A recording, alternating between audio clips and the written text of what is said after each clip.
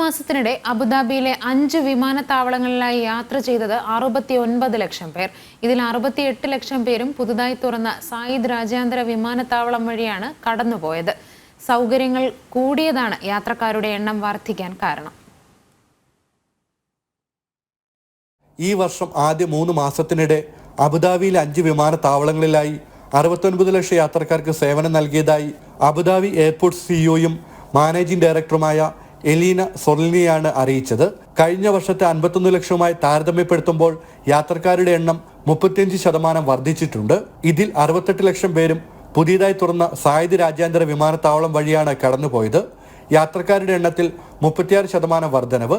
ഈ കാലയളവിൽ സർവീസ് നടത്തിയ വിമാനങ്ങളുടെ എണ്ണത്തിലും 11.4% വർധനയുണ്ട്. പ്രധാന 5 ലക്ഷ്യ കേന്ദ്രങ്ങളിൽ 3 എണ്ണവും ഇന്ത്യയിലേക്കാണ്. കൊച്ചി, മുംബൈ, ഡൽഹി നഗരങ്ങളാണിവ. UK, ദോഹ എന്നിവയാണ് മറ്റ് തിരക്കേറിയ നഗരങ്ങൾ. ഇതിൽ 2.9 ലക്ഷം പേരുമായി UK ആണ് ഒന്നാമത്. 3 മാസത്തിനിടെ അബുദാബിയിലെ 5 വിമാനത്താവളങ്ങളിലും കൂടി 1.62 ലക്ഷം ടൺ ചരക്ക് നീക്കങ്ങളുണ്ടായി. 2023 25.6% വർധനവ്. ജനം, ദുബായ്.